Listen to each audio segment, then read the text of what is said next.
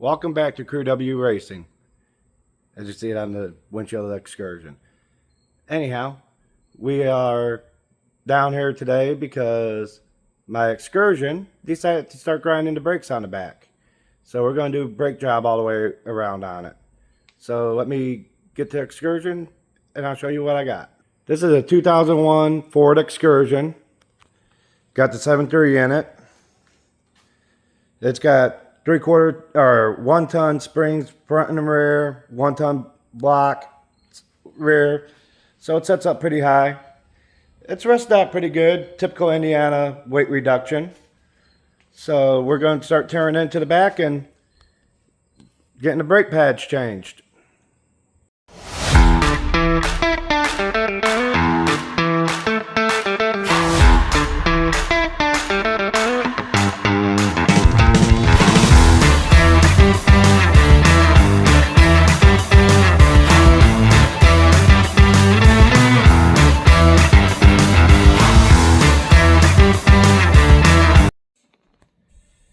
Now we're down to the brakes. Got the wheels off. I'll try to show you what's going on here. I'm not sure how good it's going to pick it up, but we're down to the brakes, and this side, the passenger side, was grinding from what I just found out. So let me flip this around and show you. There's not much pad there at all. So, and then you can see it right here, how much the side is out.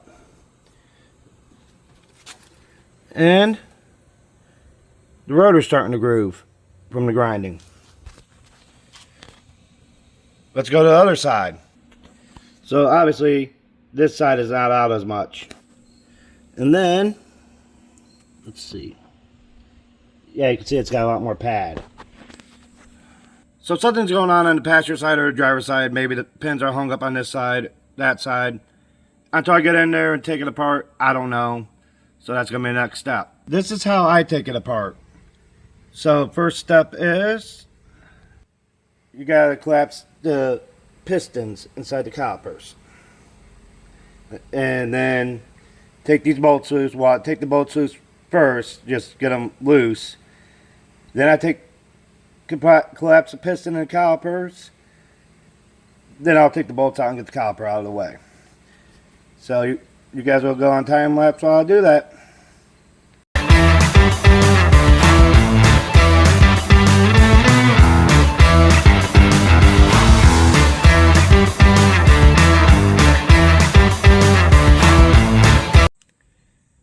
So we got it all apart. This is the driver's side. Still, let me get out in the light here. Still have plenty of pad. Now let's go over to the passenger side. So here's the passenger side.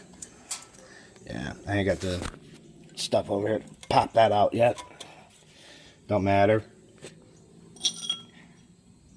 Alright, so here's the passenger side. There's the inside pad. There's the outside pad. So something's going on here. Sides are nice and free and moving. So, and I couldn't get the caliper to compress. So caliper's junk. You can see the boot's torn here, so. Good news is, all this is under warranty, so AutoZone, here I come to get my parts I need. So we'll get back to you when we start going back together. We just got back from the parts store, and let me show you what we got. Got a new caliper, pins, boots, all that. This stuff basically greases all the moving parts and make sure everything moves like it should. And my pads are on the back bumper, so we're going to start putting it together. So we're going to start by putting these clips on.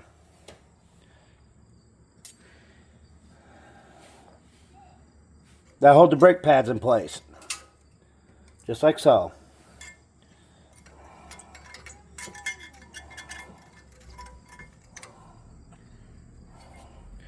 Alright, so now what I always do, stir this stuff up really good.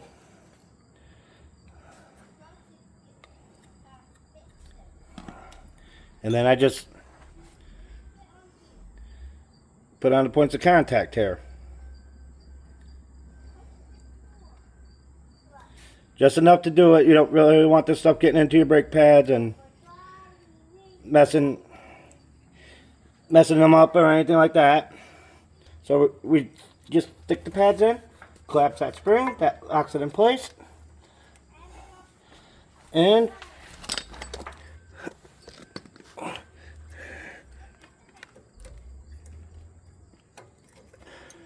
it's in. Do the same thing on the inside.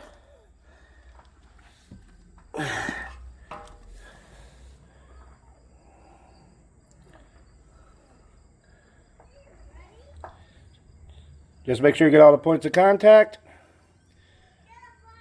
And on the inside, I like to put a little bit right here where the caliper is going to hit.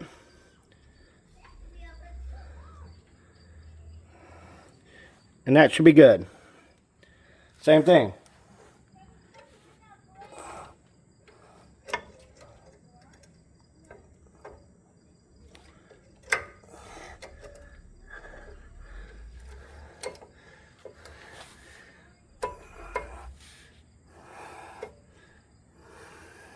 So you got these boots.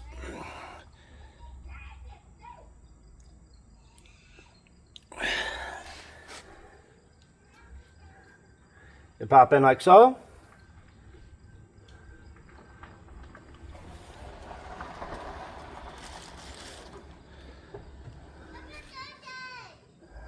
Now that I got put the boots in, now we're going to put the pins in. We want to lube them up really nice. Make sure they're nice and free and move.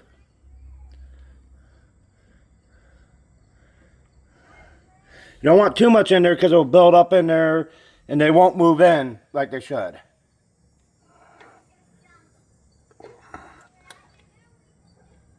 Make sure they move.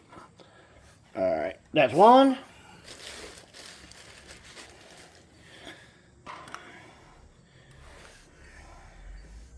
Same thing with the other pin.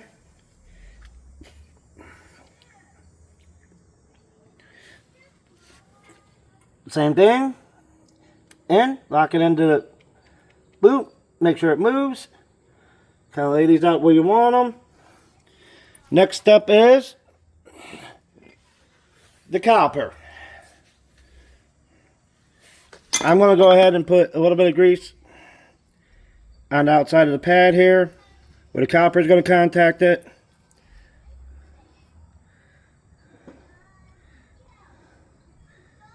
Alright. Now caliper goes on.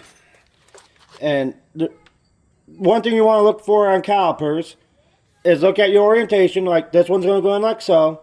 So your hose comes in here. Your bleeder needs to be on top of above the hose, no matter what. So if I want to go put this on the right side and it sits like this, it'd be wrong. So when you go to bleed it, it would just leak fluid out. You would never bleed the system out. Unfortunately, I've seen it a few times where somebody put the calipers on backwards and couldn't bleed.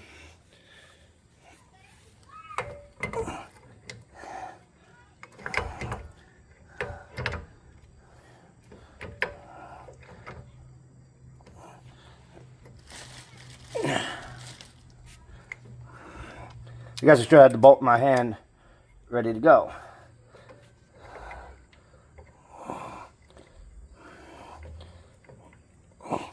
Alright. And the second bolt.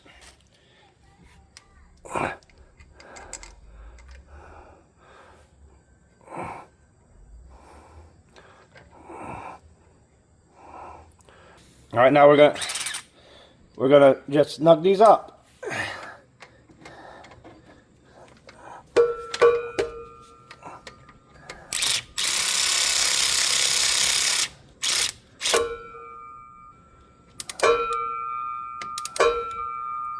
And I just run them in with the ratchet until they touch, and then I torque them myself.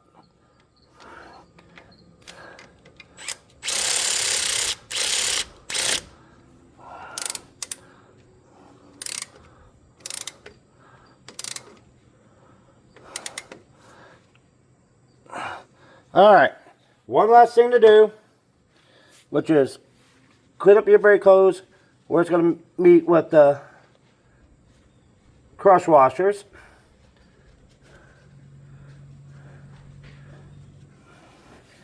And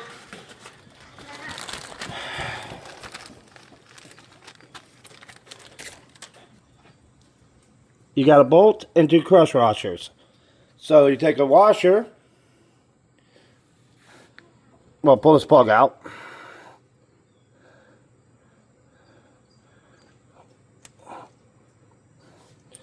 Alright, take a washer, put it underneath. Take a washer, put it on your bolt. Run it through. Make sure there's no twist in your hose. And get your bolt in.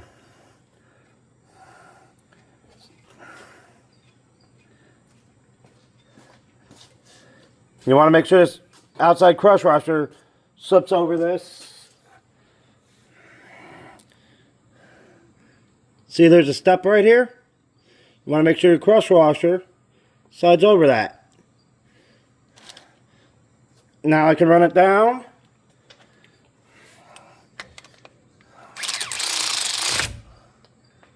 And then snug it up. That's good. This side's back together now. We got the pads on, clips, retaining clips, caliper, pins, everything in, brake hose on. Now all we gotta do is bleed it. And I gotta wait for the wife to come down to do that with me. And we all know how much fun that is. The wife in the truck bleeding, pumping the brakes while you're opening the bleeder screw. And you have to tell her to pump it up, hold the brake, all that fun stuff. Not fun at all. So I'm gonna get the other side back together, then start working on the front while I'm waiting. I got the front apart, and yeah, there's some bad news going on here. So I'll show you what's going on. I didn't film it because it's pretty much a copy and paste from the back. Take the bolt screws, compress the calipers, take the calipers off, and then yeah, pop your pads out. Simple, copy and paste. So I didn't film it. So here's what we got going on. Remember how I said check these pins? Yeah, that pin will spin, but it won't move in and out. This pin won't even spin or move in and out. Here's the pads that came off of there. They definitely had some heat into them, cracked. Now over here on the passenger side, same thing, pins won't move. Won't even turn. There's the outer pad. And there's a reason why I'm showing you this. Here's the inner pad. You can definitely see it's thinner. So these pins are more froze than those pins. So now the next step is I gotta pull these caliper brackets off and try to heat them up. I'll show you how to try to save these. If not, you gotta buy a new caliper bracket. I've checked prices, and yeah, it's not very fun. So on to the next step. I'm gonna get these brackets off, this bolt and this bolt, and the whole bracket comes off. Once I get them off, I'll get them over to the bench and I'll show you how to free them up if we can. Alright, I did not video me getting the caliper bracket fixed because the first one was the easy one and the second one was stuck, and unfortunately the torches were empty, so I couldn't really show you what I was going to do and how I was going to free them up. But what normally happens is rust builds up inside the pin and inside the hole of the side. So what I did to get this one apart was set this in there. Took my Nip-X and worked them back and forth, and they came free. Got them out. I still got to clean these, clean the pins up on the wire wheel, but I got them free. So now I can just lube everything back up and put it back together. With the torches being empty and that one being so stocked, there was no hope. So what I ended up doing is I just warrantied out the copper and bracket. I would save the copper, put the new bracket on because this copper is good, and we'll just continue on about our life. I'm going through and putting this video together and editing all that, and I didn't shoot the front brakes going back together, which pretty much we copy and paste from the rear. Lube everything up, put it together, tighten it up. I didn't record the bleeding process, but it's pretty simple. How I do it is a pretty simple process, especially if I'm just replacing one caliper, one particular position. The best I can say it is one particular position is I will crack the bleeder and then have whoever on the inside press the pedal down, hold it, and then tighten the bleeder back up, bring the pedal back up, and repeat until we get fluid and good clear fluid, no or air bubbles, however you want to see it, and works 90% of the time for me. And the best part about that route is you're not really sucking any air into the system. So you only do the one position, you're done. So that's what we did. We got it bled, took it down the road, a few hard stops, and by the time I was done, you could definitely smell the brakes. But that's neither here nor there. Got them broken pretty good. Next step is I just backed it right underneath my trailer and grabbed my trailer and took it home because I was helping somebody move the next day. So, yeah.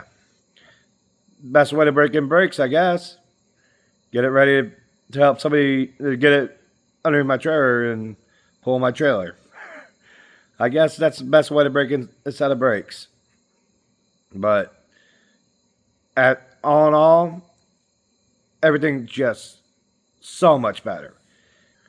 So the biggest thing I can take away from this brake job, if you're feeling something and you're reacting to it and you adjust to it, just start checking out your brakes. Because obviously I got a 28-foot enclosed I pull behind my truck. And the fact that the right rear pads were completely gone, left rear looked okay, and the fronts looked decent, there's a good possibility that my main braking was on the right rear, because you hit the brakes and pull to the left, so you adjust to it, and whatever the case may be. Is my biggest recommendation, and I will definitely start doing it, is make sure you start feeling something funny, check into it, because obviously stuck pins in the front, those ain't really working that much, and then the right rear obviously was doing the brunt of the work, and yeah, so definitely something to look into. Also, we found more problems, once I jacked the front end up. I think I got it in the video. If I didn't, it's basically my right front lower ball joint has play. So we're looking at a whole front end part rebuild at this point, because there's no sense in just doing ball joints on the right front.